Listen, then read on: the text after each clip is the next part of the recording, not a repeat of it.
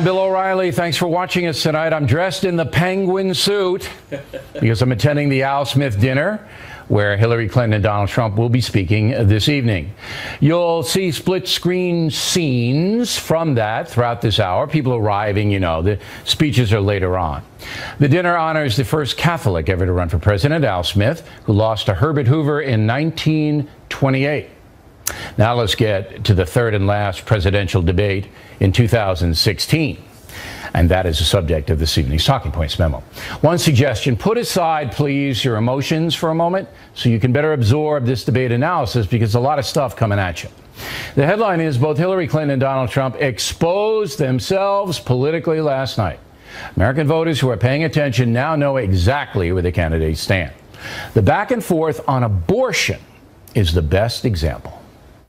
If you go with what Hillary is saying, in the 9th month, you can take the baby and rip the baby out of the womb of the mother just prior to the birth of the baby. Now, you can say that that's okay, and Hillary can say that that's okay, but it's not okay with me. I do not think the United States government should be stepping in and making those most personal of decisions.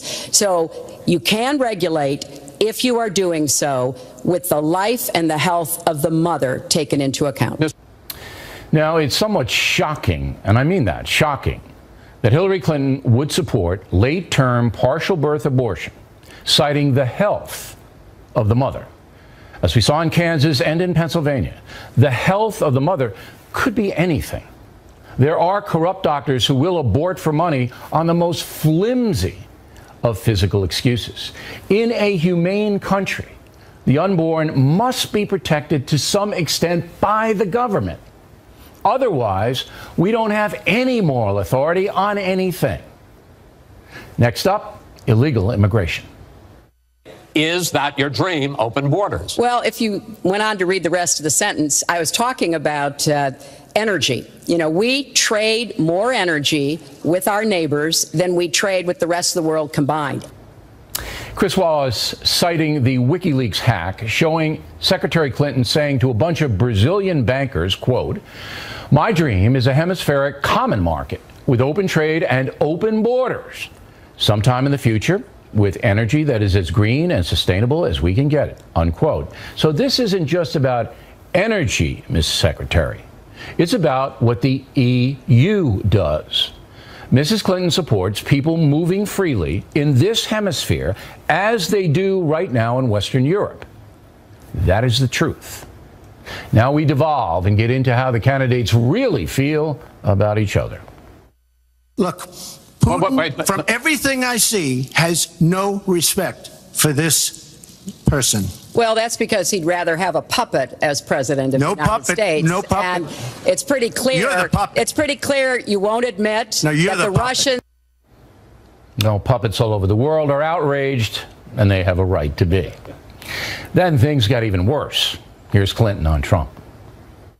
It's not one thing. This is a pattern, divisiveness of a very dark and in many ways dangerous vision of our country, where he incites violence, where he applauds people who are pushing and pulling and punching at his rallies. That is not who America is. It's clear Hillary Clinton despises Donald Trump and vice versa. She shouldn't be allowed to run. She's guilty of a very, very serious crime. She should not be allowed to run.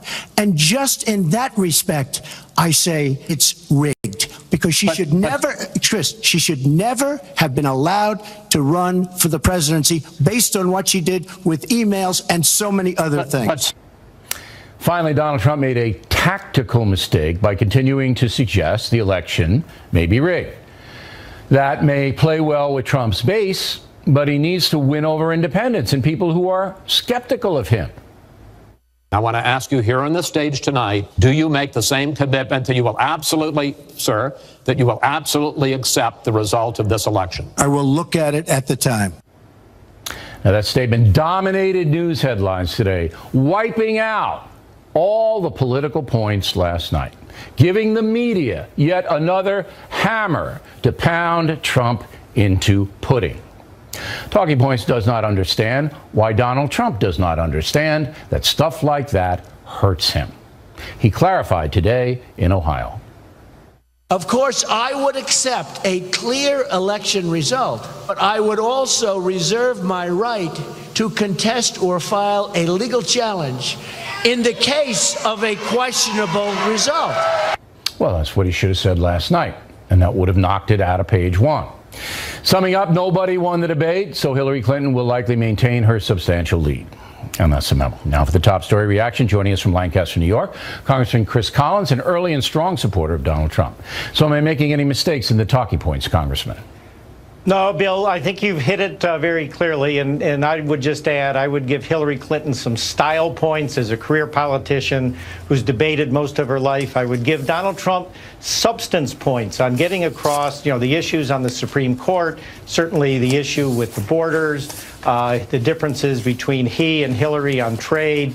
He had some great style points, or Hillary had the style points, he had the substance points, but I agreed by not saying he would accept unilaterally the results of the election that did become today's headlines from the liberal press. I was a little bit dismayed at that because his statement but it today happened. We'll move beyond it. But his statement today in Ohio was a statement he should have gave last night. I mean, and that would have just negated all that, and then people could have gone back to, okay, look, here's what Trump feels about abortion, here's what he feels about immigration, here's what Secretary Clinton, and then make their decision.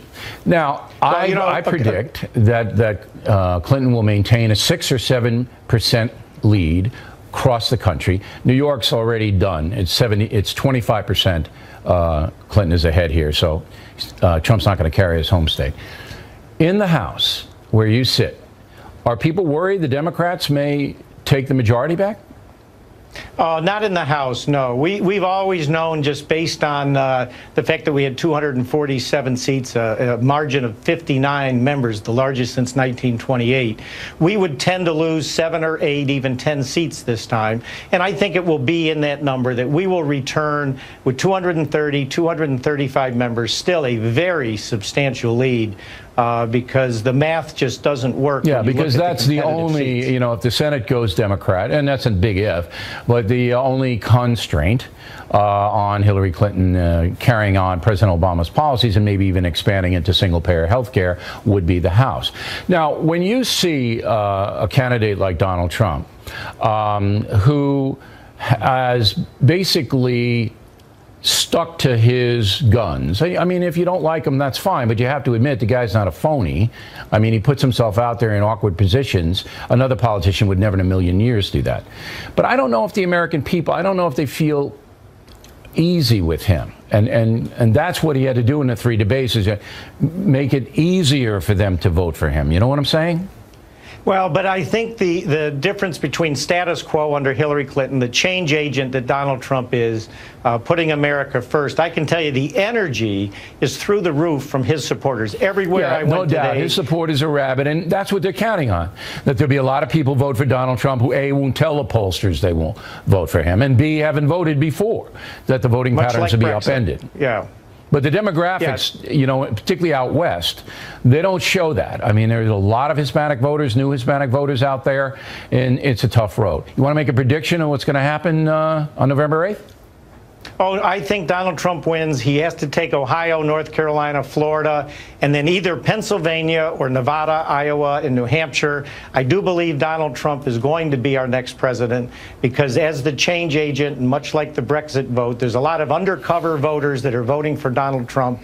He has the energy, and the WikiLeaks is really disappointing to the Bernie Sanders supporters. I think they're more likely to stay home because they're showing the two faces and how disingenuous Hillary Clinton really is. So there's no energy in her campaign. So, Bill, I think it's a turnout election, and I think the turnout and energy behind Donald will carry the day November 8th. All right, Congressman, we appreciate it very much. Thank you.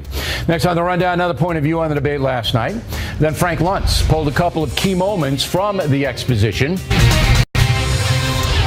Continuing now with our lead story, analyzing last night's debate in Las Vegas. Joining us from Washington, David Goodfriend, former Deputy Staff Secretary to President Bill Clinton, now a faculty member at Georgetown Law School. All right, Counsel, you heard the bloviating from me and the talking points and my discussion with the congressman. Where do you depart from our analysis?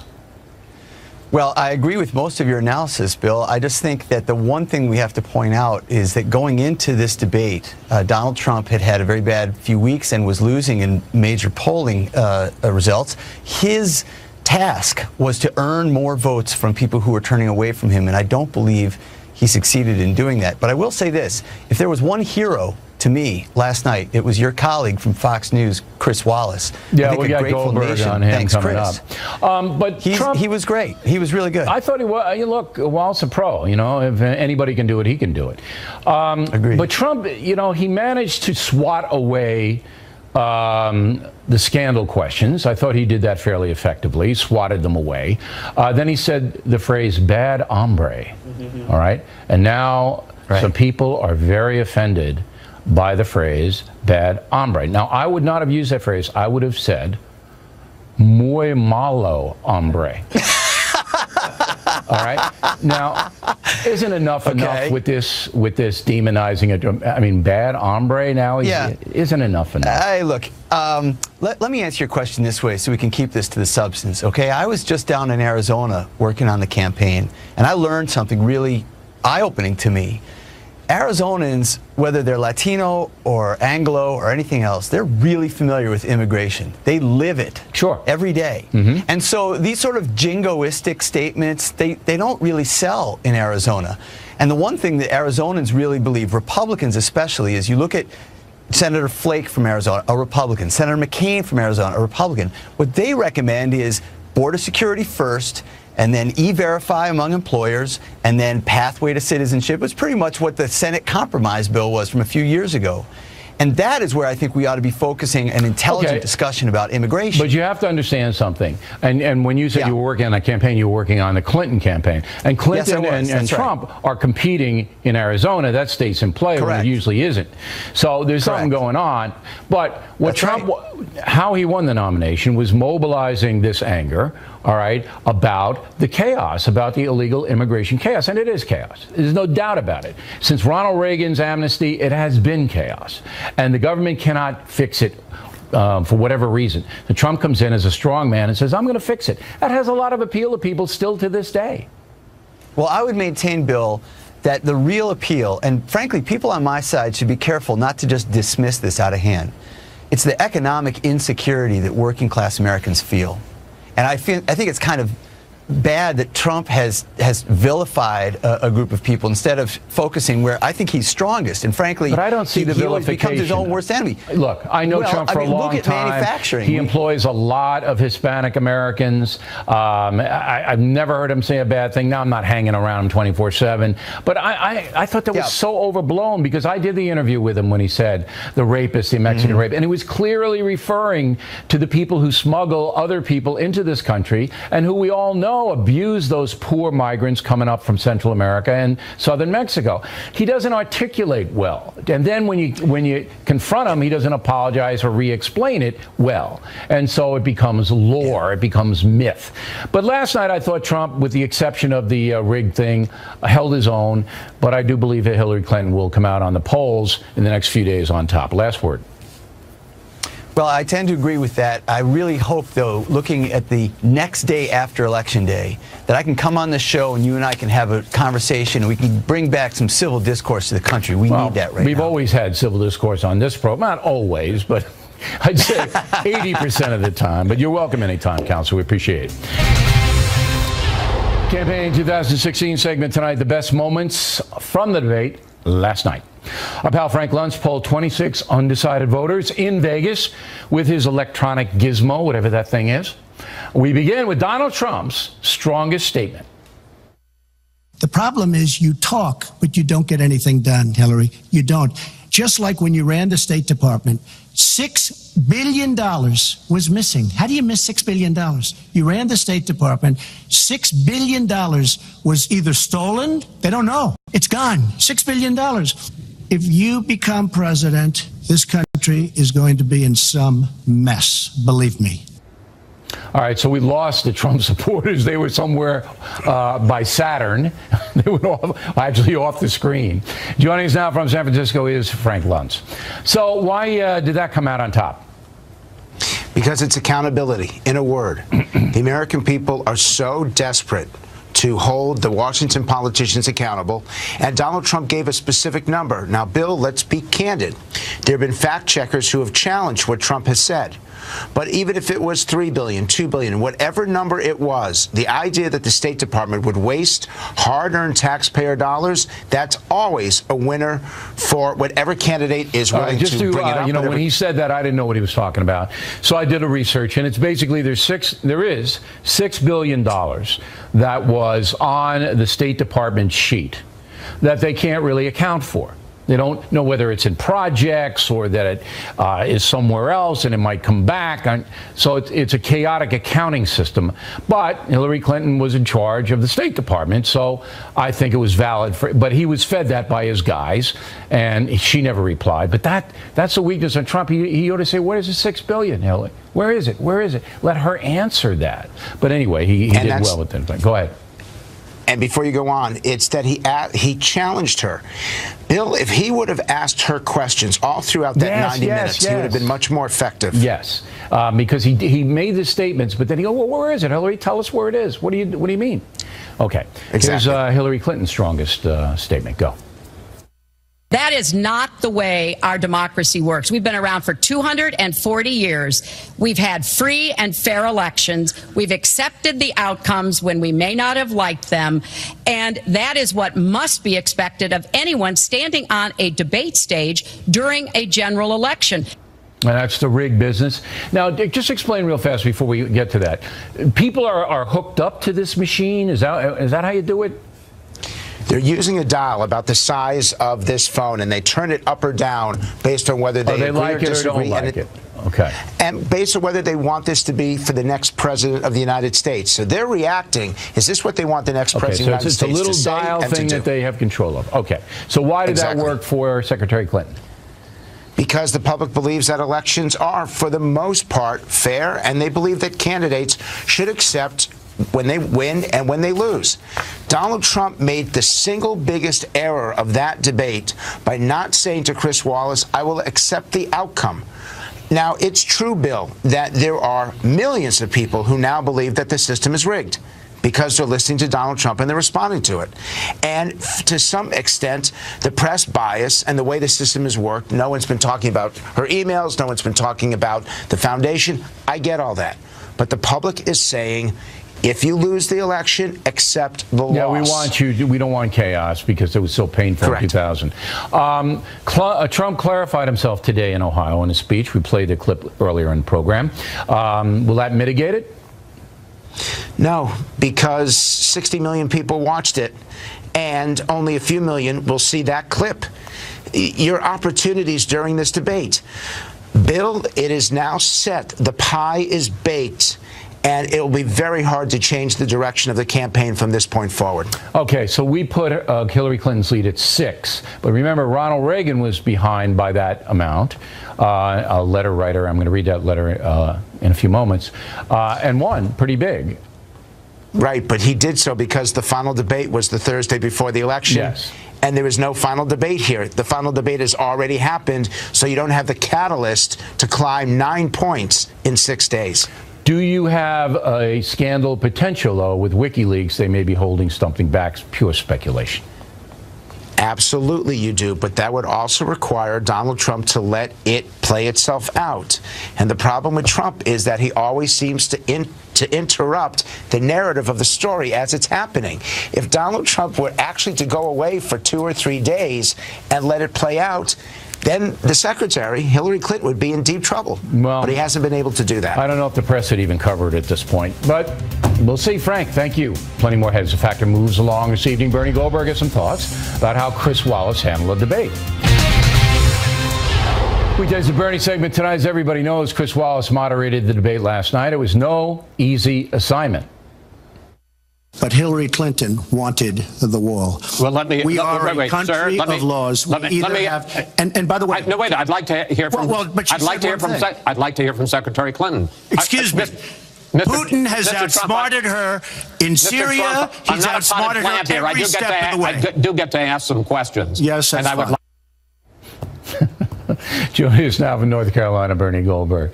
So let's give Wallace a grade here, Bernie. You first. I give him an A+. Wow. I thought an A+. I thought the questions were good questions. They were focused and relevant. He, very importantly, did not make himself the story, and he was fair and balanced. But don't take my word for it. Let's go to the Bible that liberals go to get their guidance. I will read you one sentence from that Bible, the New York Times. Mr. Wallace mixed humor with scolding and persistence with patience to guide his charges toward the most substantive encounter of an unusually vicious election. I agree. Okay.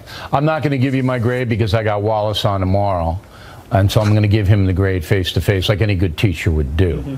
But I thought that, Wallace, people don't understand watching how difficult it is, particularly when you're that far away. See, I can control this program pretty well because the guests in the studio are like literally 2 feet from me. And on the satellite, I can cut your mic and then make fun of you, but I could just cut your mic off. But there, he couldn't do anything. And if they wanted to keep talking, which both of them did, all right, both of them yammered through his questions, there's nothing he can do about it. I mean, unless he throws something at them. But so I thought he did pretty well, and he got a lot in the 90 minutes. They got a lot of subjects in. The one thing that I would do that Wallace didn't do, and I want your opinion on this, is that if somebody says something like Hillary Clinton did, well, it's only about economics, the open border, or it's only about energy. That's what he said. It's only about energy, open border. I would say clearly it isn't, Madam Secretary, and then I would read the quote. I do agree with you on that. As a matter of fact, when she said last night that her dream, her word of open borders was about energy, I was live tweeting during the debate, and I said, really, who knew that? But that's not what she said in that speech to the bankers. We have the words. But come on, I have a dream of open borders for energy? No, it's for people. Right. I mean, I guess he could have said, as you know, I don't like second-guessing people who do live television, but I guess he could have said, Mrs. Clinton, come on, really? But that's a minor pick. I give him an A+. All right. Now, do you think that Wallace was too tough on Trump when he brought up the rigged business and are you going to respect the election results? Was that a fair question? Was he too tough? No, he wasn't too tough. That was a great question. And predictably, even if Trump supporters don't care that he said, I can't automatically tell you right now that I'm going to support the results, and nothing he says or does is going to matter to his most loyal acolytes. But it was important because I think it sank whatever small chances he still had. But he did it for a reason. Donald Trump's massive ego will not let him accept the idea that he might lose unless the system is rigged, unless the fix is in. So if the fix is in, of course he can't automatically accept the results. It's a circular argument. Yeah, it's but you're being a psychologist now. You're analyzing him because you don't have any basis in fact for this. Here's a political analysis then.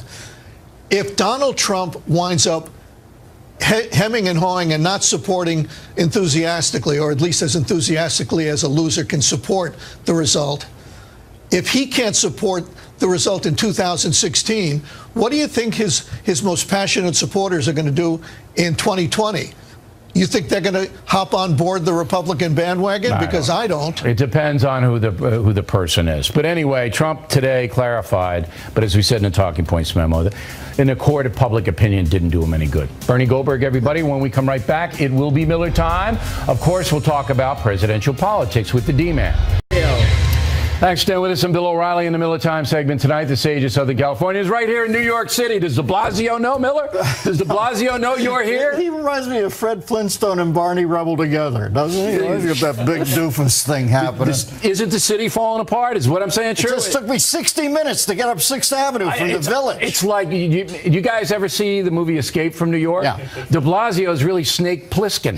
I mean, you just put him an eye patch, the whole city is destroyed. Hey, you look at the crime rates here, he's blind in both eyes, like Snake. Now you're just back from Africa. You were over in Africa for a while. By the way, good to see Frank Luntz. You ever notice Frank, every time he's talking about something, he brings it back to pie.